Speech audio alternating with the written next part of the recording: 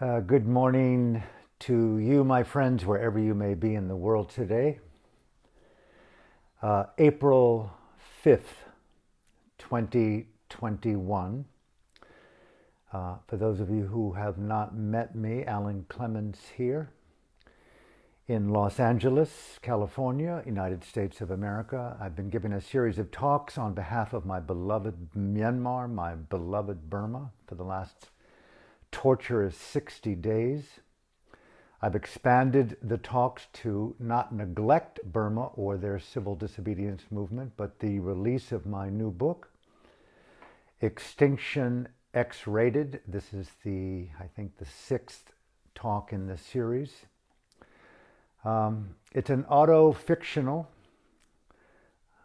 uber dark, I would call it somewhat comedic. You may not laugh. You may be confounded, you might hate it, you might love it. A dark, satirical, autofictional novel about my Buddhist heritage comes through samsara, good and evil.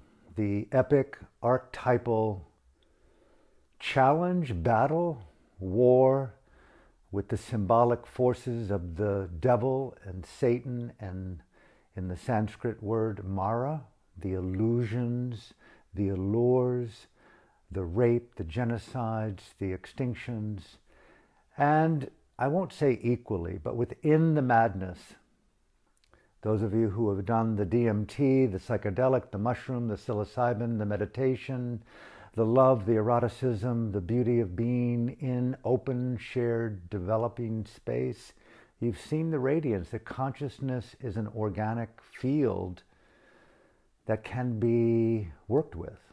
That's what turned me on to the Sanskrit word dharma, or in the Buddhist Pali language, dhamma. This ecosystem of mind and body and consciousness in context, in circumstances. Mind and body in context, in circumstances, through the senses, and employing, to just riff here, employing these qualities of inner beingness or consciousness known as mindfulness, concentration, effort, right understanding, balance, somewhat of a joyful sense of engagement, to patiently challenge the forces of conditioning. Why? I don't know. We're born, here we are, and today's talk is the criminalization, I wanted to say the criminalization of consciousness, the war on consciousness, the war on aspects of consciousness, the war on freedom, the criminalization of faith, the criminalization of conscience, the criminalization of the constellation of how you and I and some people around the world at this very moment identify themselves sexually, emotionally, spiritually, religiously, politically. And there are those forces, there are those people, those institutions that will not only be upset with how they perceive you and I and other identifying romantically, sexually, psychologically, spiritually, nationally, transnationally, transsexual, whatever it may be in the realm of faith, freedom, and conscience, it's criminalized. And in some cases, there are those institutions, as we witness in Burma today and many other countries around the world, there are those institutions that deem not only is it criminal to think different than us, we will kill you. We'll commit a genocide in the name of Buddhism, Allah, Christianity, oil, gas, money, loot, patriarchy, denial, fear, greed, sex, privilege, power, all the etymologies that become the fuel to continue the rage of delusion to rain hell down on the 9/11 called the planet. And all of a sudden, we're the victim of the gun. We're the victim of the persecution. We become the political prisoner. We have the child who's been assassinated in our hands. And that's the war of life. That's Buddhism, that's religion, that's Christianity, that's the cosmos that we're in, these diabolical forces of Satan, Mara, the devil, and beauty and goodness and truth. And here we are, here we sit today. For me, April 5th, 2021, the criminalization of freedom. I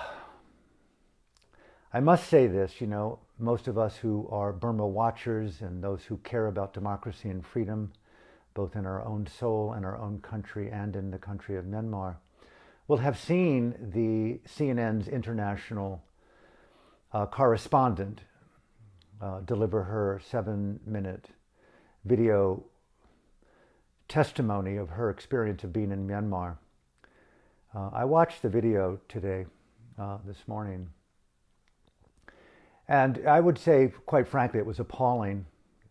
The interest to go into the country, of course, asking for independence in a private hotel and to do what she and her team wanted to do. But upon arrival, she's escorted to a military installation. She's surrounded by 6 truckloads of armed soldiers. Wherever she and her team went, they were surrounded by handlers on walkie-talkies, filming everyone and everything that happened day and night, not allowed out in any kind of private foray into the people, into the land, to see for themselves the truth of what was going on. And then she reports after this that we were essentially denied all the things that I wanted or that were necessity to be in the country, denied them. And furthermore, she begins to explain the one time that they venture out on their own, and of course the military handlers are following them in their every footstep, are filming everything and everything of people running up to them and telling them, pouring their hearts out about the complexity of the hell that they're living in, that we've all known now for 60 days. The videos are just sweeping the world of assassinations and murders and brutality and torture. And she begins to tell us that all of these people that are telling her on camera what has been happening, that we've been known for 60 days, they're all arrested and detained. Thank you very much, CNN, for this incredible reportage. You were used, manipulated. In your interview with the Brigadier General, telling us that Daw Aung San Suu Kyi's father would think of her as stupid for what she's doing. And this is what we hear. You're a propaganda puppet. CNN, I should have known better. What a mistake. And the result of your foray in to basically report to the world what we've already known: more people in prison, tortured, and disappeared. Thank you very much, CNN.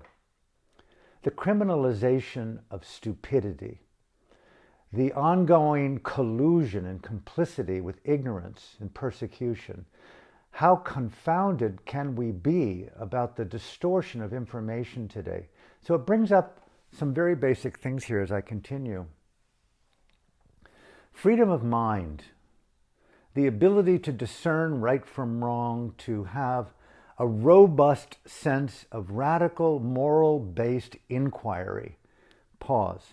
For those of you who've been involved in the world of meditation, within the world of Satipatthana or Vipassana, with a skilled Kalyanamitta, an individual, a man or a woman, or both, who are well trained, like a deep existential psychiatrist would be trained.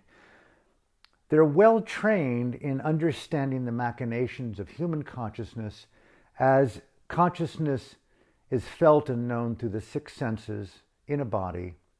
And the study of the reality, seeing things clearly, is the motif of mindfulness-based meditation. But it's not an easy thing to simply sit, feel, recognize, know, and discern, and begin to unravel from the conditioning of self-generated propaganda, political myths, social myths, sexual myths, and all of a sudden you begin to feel your sense of becoming discombobulated. And if you don't really have a very talented woman or a man or both, a nun or a monk or a laywoman or a layman called a Kalyanamitta, someone dedicated to truth rather than collusion, helping you, if you're a meditator, helping you as a gift in Dhamma to develop the timeless qualities of independent thinking, critical analysis, deep reasoning, discernment, looking around the corner of a particular cognitive bias that I have a predilection to feel this in a particular conditioned way, but doubting, consciously doubting the chemistry of self-collusion, the chemistry of self-collusion. So today,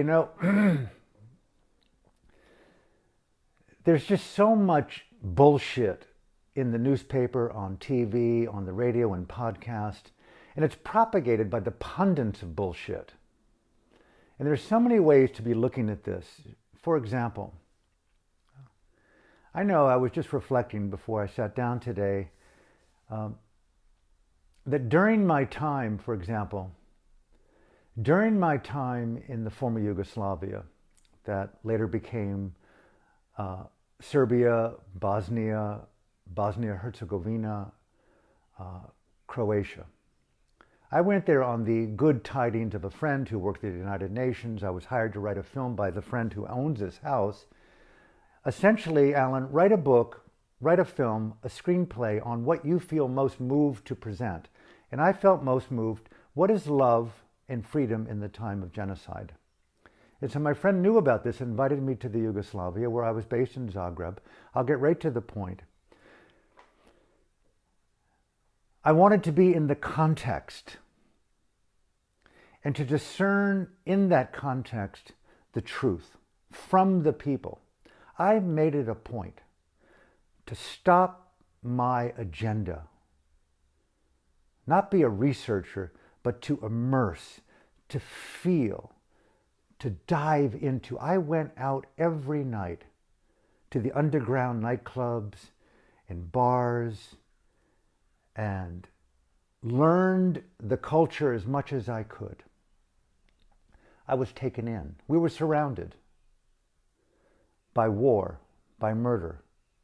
My partner at the time, Petra, a beautiful lady, always bringing up in the groups in the evening. We'd do so many varieties of drugs, anti-drugs I would call them, really refined levels of MDMA. We'd do a little bit of this, a little bit of the psychedelic, and we would smoke and we would drink and we would be close. We'd talk about philosophy and love.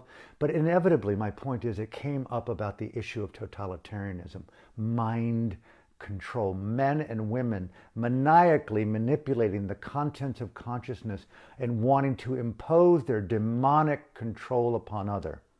Okay? Ethnic cleansing. You're inappropriate race.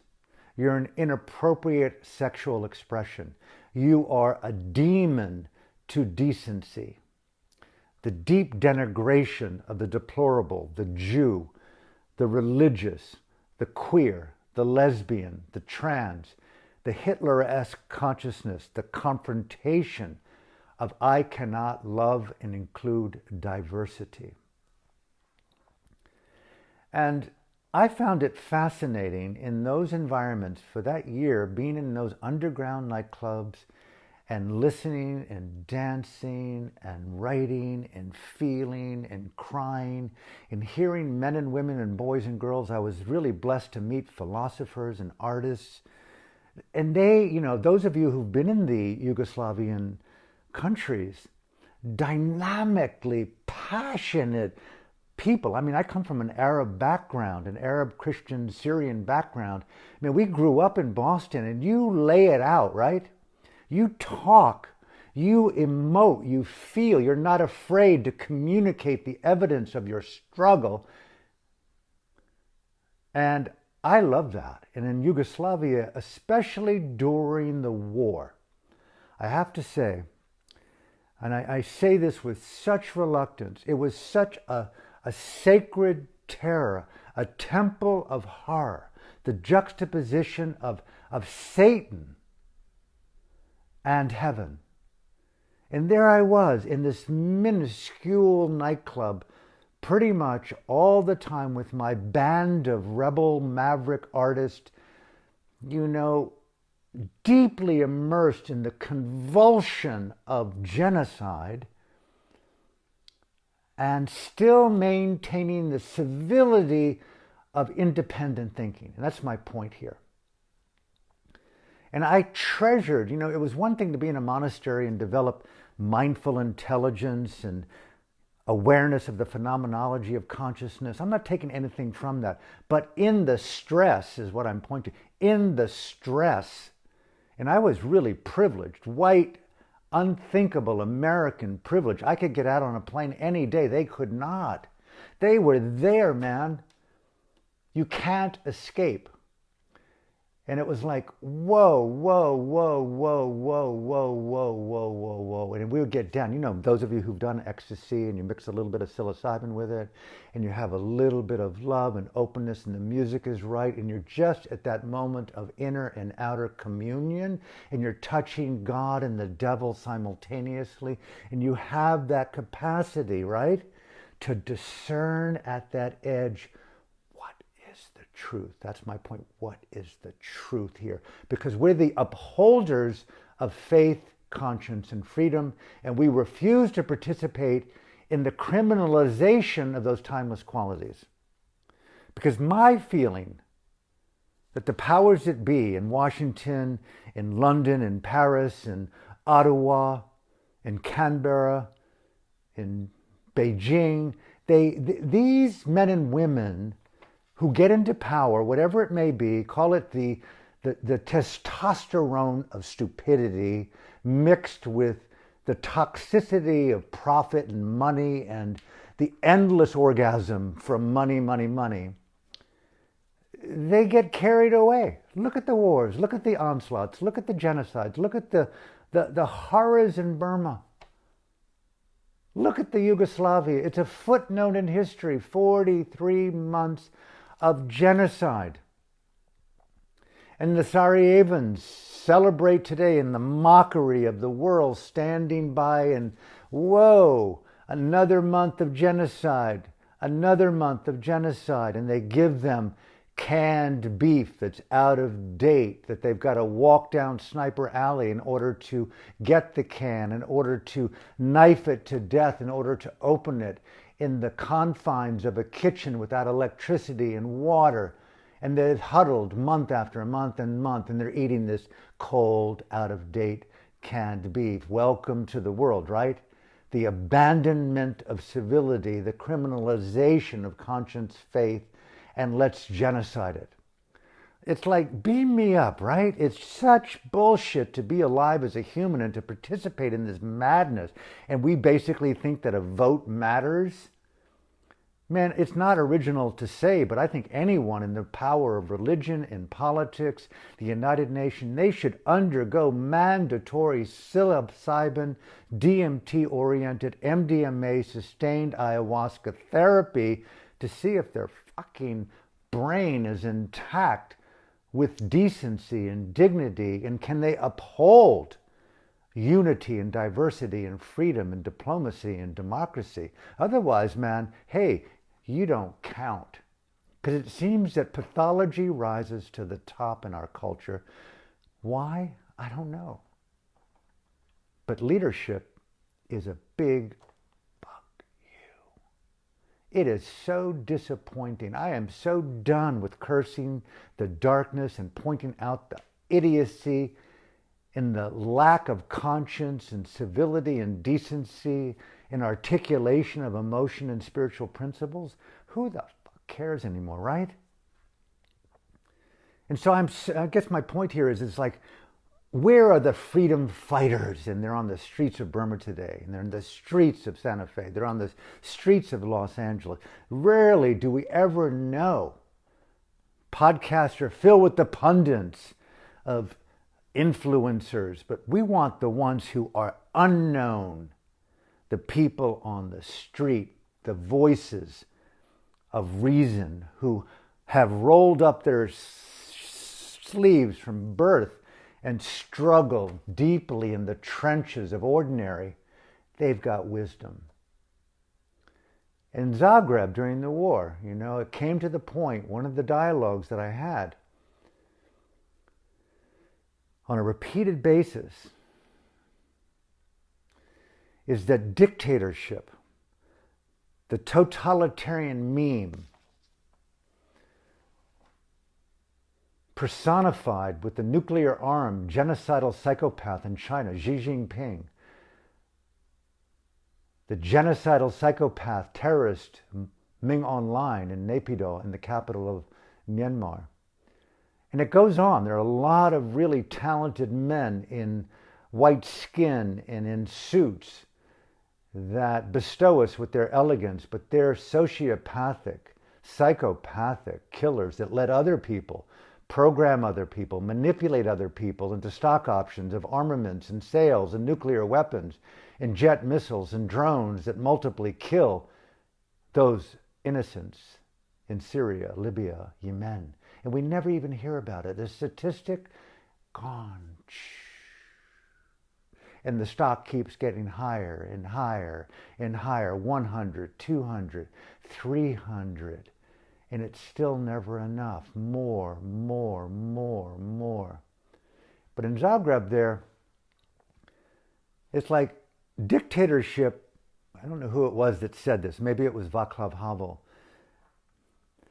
That even after the totalitarian wave ended in his country of the Czech Republic, he said people were so conditioned to walk hunched over, cowered over, as if they could not look into the mirror and see that they had unique eyes, unique features, unique lips, unique cheeks, a unique heart, a unique, diverse. How often we look into the mirror of our conditioned reflection, right? Who taught us to hate the shape of our teeth? A conditioned reflection. Who taught us to hate the size and the shape of our breasts? Who taught us to hate, disguise, shame, the uniqueness of our hands and body, our lips? Look at the contortions that human beings are going through today to bulge out everything to fit the personification of the denial of their own innate beauty, to be in the fidelity of states of mind as the radiance of their beauty rather than the conformity to an image that we have broadcast to us on the flat screen of our own fear. These perversities, how does a child today, a teenager, survive the contortions and the manipulations digitally, financially, emotionally, peers, friends, families, schools, classrooms, left politics, right politics, queer politics, trans politics, totalitarian politics, who the hell knows what the word even means anymore? How can you control your sanity? The criminalization of freedom is a very insidious, manipulative, cunning, media-driven, digital-driven occupation of the oligarchs on Wall Street, in Silicon Valley, socially and spiritually and cognitively sculpting, shaping the social engineering, cliche, the social cognitive engineering of consciousness, okay? Transhumanism in the body. I am now a replica of a lie.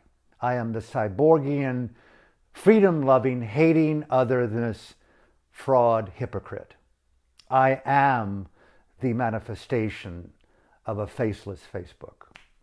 Okay? Welcome to the modern era. Why are we killing freedom? And so in Zagreb, one of the things we came to is that totalitarianism and dictatorship in the peddlers of that demonic state of mind, the absolute fear of the erotic. The erotic, not just the erotic, is a deep, beautiful interplay of natural impulsion of body and fluids and lips and mind and heart and the breadth of consciousness that's playing there in consensual, creative genius, really, eroticism. Why are leaders terrified of political eroticism, sexual eroticism, creative eroticism? What in the hell? What is going on in their mind, in their homes, in their families to fear? Is it the naturalness of vulnerability? Is it the naturalness of the orgasm? Is it the beauty of freedom? So in Zagreb, in the day, all the high quality ecstasy was coming down from Amsterdam, and you could do it almost every day. It was very organic.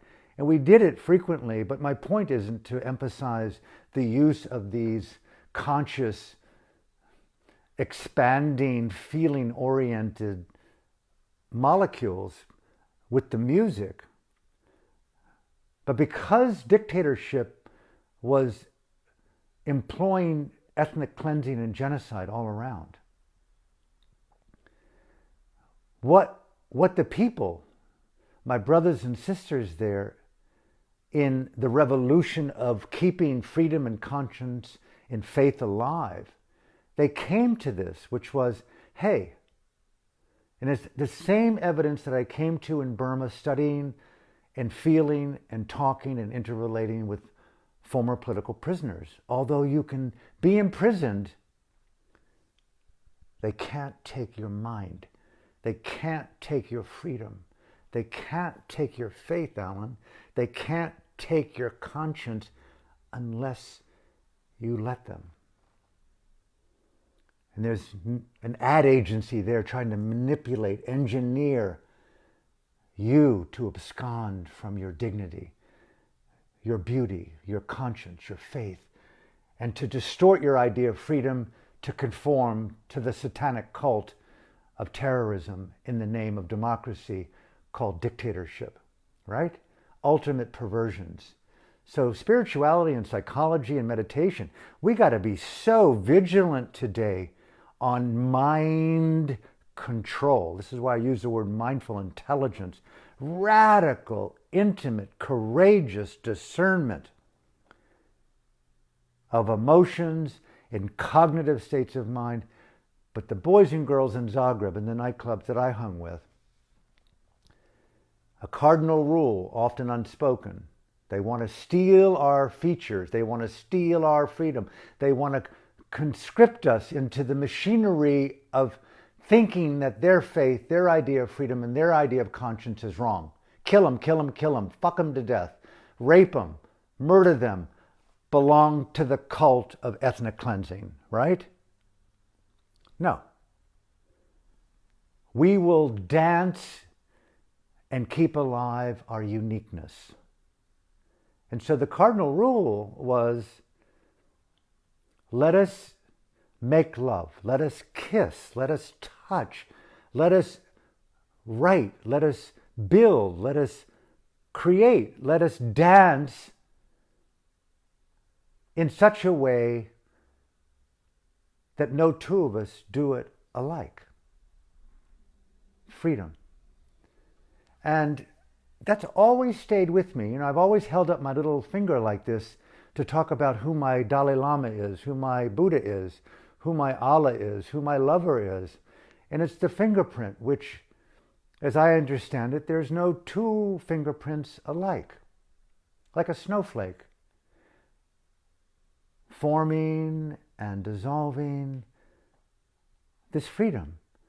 And why is the uniqueness of our minds, our bodies, the way that we look, the sunset, the wrinkle, the tone, how many of us have stumbled over centuries with, are we attractive enough? Are we appealing enough? Are my teeth shaped properly enough to attract the right man or woman? Is my mind sufficiently clear and educated enough to draw to me the educational skills needed to enter the institutions of propaganda in the Ivy League schools, so that I can come out to be a highly paid attorney in the cyborgian capital of New York and Washington, in Philadelphia, in Baltimore, and bullshit university, to then rain terror down upon a third and a fourth world nation and make decisions in the Congress, in the Senate, in the White House that by and large propagate the machinery of democratic terrorism in the name of freedom. The perversity, right? Perversity. So freedom. I hope you can follow this, because freedom is under threat. It's been under threat, and it's really under threat now. Burma, to me, the war on consciousness. They've outlawed democracy. They have criminalized universality of human rights. They have criminalized creative thinking. I dare you dye your hair green, pink, and spike it. I dare you to walk upright in dignity and listen to music in your iPod and move in your own silent, beautiful, unique way, because you're not in footstep with the totalitarian Mossack and you got a bullet right through your blue fucking head. That's so wrong. We've got to feel like malaria, typhoid, dengue fever, the dengue fever of revolution. It is empowering to the point that it blows the circuitry of conformity out of its socket of pathetic impotence. We need to activate. Okay. Thank you for letting me rant. It's just one of those days where I just feel it. It's just annoying to me. Rabid annoyance. To hear lies, to be deceived, to be betrayed. I'm so pissed at some core level that the United Nations Security Council, bullshit. You're the United Nations Collusion Council with killing. Name yourself as it really is, right? Don't keep using euphemisms to hide your complicity with terrorism. Fuck you is the message to the United Nations and every boy and girl who's bleeding right now, losing their sister, losing their brother in the name of love and freedom and democracy and conscience and faith. They should basically put up one finger to you, the United Nations, and hold up three fingers to the world. You failed your responsibility and you should be fired. End of story. The institutions that protect freedom are utterly corrupt. To have China as the president, as a genocidal country, supremely dominating decisions on decency, freedom, conscience, and faith, is the ultimate perversity. Do as I say. That is not freedom. We've got to snap out of the coma. We've got to stop healing the healed. We've got to stop advocating overcoming trauma in yoga groups and ayahuasca circles. We need to fight the revolution and put the ayahuasca molecule into the mind of leaders, symbolically, cognitively, physically. We should demand a Renaissance revolution, that our wisdom, the root earth wisdom, is the wisdom of the future. We refuse to participate in the machinations of your democracy. Done. Is the message any more clear? I mean, here we have Big Pharma, with the Reverend Anthony Dr. Fauci, the high priest of chemical injection, who is like hanging out full time with his communist Chinese party cult members who bring to the world all of the fentanyl in the world. Okay, thank you very much, China, for creating one of the most addictive, denigrating things that can be put into the human consciousness and body. Thank you very much. And here we have the supreme priest of the drug, the jab, the vaccine, and Mr. Variant now with the Brazilian strain and the Kent UK strain and the South African strain, and the next thing you know, we're going to have the Mars strain and the Venus strain, and then the quantum physics strain, then the Buddhist strain, and it's going to be like, what in the hell are we dealing with an injection every weekend in order to survive? Meanwhile, Johnson & Johnson, Moderna, Pfizer,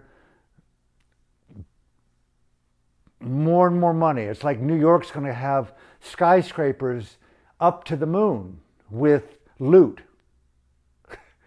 You look and trace in the all-pervasive prophet, Dr. Anthony Fauci, he's got deep hands and money and connection right there to the epicenter of where the virus... I'm not a conspiracy theory. I mean, this is all deep, simple, investigative journalism.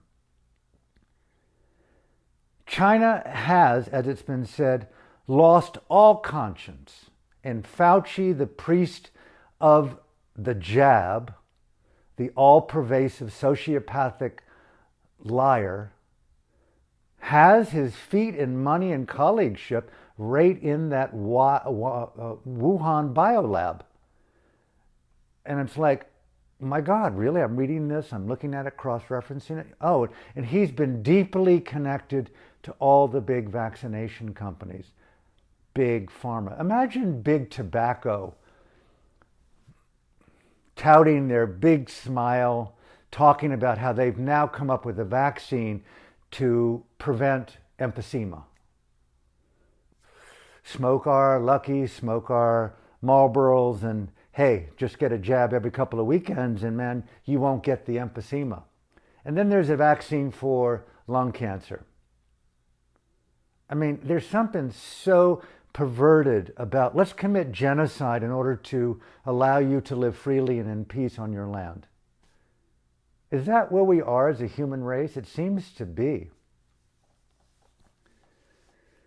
I mean, just for example, I was looking online the other day that Pfizer, I think they're one of the vaccination companies. I know I'm going off track here a little bit, but so be it. And I was looking at some of the other substances that they've made. I don't know about you, but I've had a long history based on super traumatic events. Okay, everyone's had their struggles. And I've gone down the road of pharmaceutical use, from recreational to abject addiction. Pfizer is the maker of the all-beloved Xanax. If you've ever tried Xanax, that shit is so wicked. I mean, we think SSRIs or antidepressants are difficult to get off of. Try getting off of Xanax. That shit, like hyper adrenalized Ritalin, is like, oh my God, I feel so good. And then like, oh, I'm going to kill myself. And these pharmaceutical companies, bless their heart, they're just nothing to me but pure fucking evil. And now we're supposed to believe that I can't survive, I can't travel, I can't move, I can't sing, I'm never going to be able to be on a stage again publicly because I refuse to get the vaccination, and everyone in my life is going to start shaming me and canceling me, blah, blah, blah, blah, blah, till eventually they hold you down and we're going to make up for lost time. You got to have 100 jabs this week to catch up with the vaccination variants. This is like a bad New Yorker cartoon. We are in an evil cauldron of propaganda, and I'm going right back to the theme here as I come to the end, the criminalization of freedom. Where happened to freedom of choice? I don't know about you, but I fled the pharmaceutical world. I fled flesh. I fled alcohol. I fled tobacco. I fled drugs. I fled toxic relationships. I fled toxic governments as much as I humanly could. And I understood the power of understanding the sensitivity. Any one of us who've ever done the psychedelic, the MDMA, the ayahuasca, the intimacy, the ubuntufication of intimacy, they understand the sensitivity of the human heart and the biology and the psychological biology. We understand that we can influence our health by conscious things that we put in our mind and consciously choosing not to enter that into our mind or body. What moment do we have right now where there could be the alternatives, not alternative, but mainstream celebration of therapeutics, of health, of all the zincs and D3s, all the various ways that we can enhance our health, enhance our mental, emotional, spiritual health. And I think that's the silver lining here in what's coming down in this global onslaught of terrorism and authoritarianism. We're having a moment. The contrast is real. It's like, whoa, man. All of a sudden, we were a cult, we were small, we were alternative. Now we are the item. We are the revolutionary. We are the icons. We are the Nobel laureates. We are the army of freedom. It is our time to stand up, to speak out, and to radiate the beauty of freedom in all its diversity, the freedom of mind, to sing out, to write out, to dance out, to think out, and to protect and support the freedom of others. The freedom of faith rooted in conscience. So, let me close here.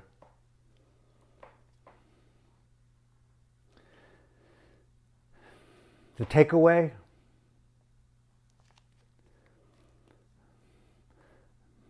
mental, emotional, psychological health. Mental, emotional, psychological, physical health. Physical, mental, emotional, psychological, existential health. Mental, physical, social, religious, political, existential revolution.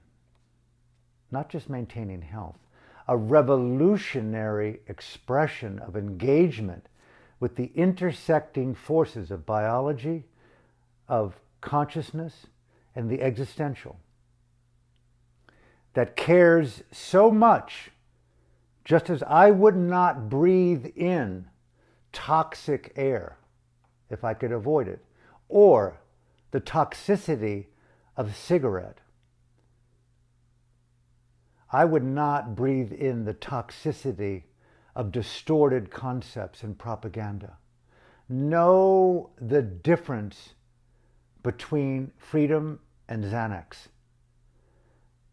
Know the value of reframing your depression as radically appropriate to the context, inner and outer, of lies and distortions, manipulation and propaganda.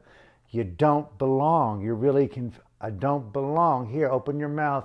Let's get you addicted to a nice antidepressant. Let's put you on a little bit of Valium with a little bit of clonazepam, give you a nice little pharmaceutical recipe, and put you into the dungeon of your conformity. And now I'm a walking cyborg. I'm in recovery. Hi, I was traumatized. I've got so many little pharmaceutical drugs that I must take this, I must take that. Oh yes, I'm in recovery. Oh no, I've got bipolar. Oh no, I'm a bona fide, well-documented schizophrenic. I should be in recovery. I'm in rehabilitation. Me, denigrating down. I'm not minimizing autism and Asperger's and all forms of evaluation of psychological complexity. As Krishnamurti said ad nauseum, who the fuck wants to adjust to a profoundly sick society?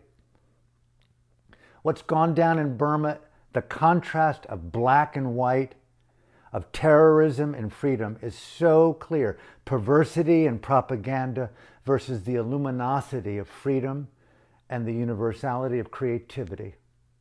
Thank you, Burma. We stand with you, 3 fingers high in the sky of freedom man, freedom woman. We are with you. But I'm telling you, and you know this as well as I do, and I'll close here, the war is everywhere today. It's not in Burma alone. They want our mind share. That I am convinced of. It is not original to say this, as Noam Chomsky said years ago in his famous book, Manufacturing Consent, Mind Control in Democratic Societies, to understand the role of coercion, social engineering, existential engineering, biological engineering. That is the oligarchs in Wall Street, in Silicon Valley. It is well documented. They want our minds. Do not concede your liberty. Fight for your freedom. Never has there been more an important moment in human history than the power, I call it MQ, mindful intelligence, the infusion of present time presence with radical ethical existential courage/rebellion, high radiant inquiry, unthinkable moral doubt, skepticism across the board. The jab, help support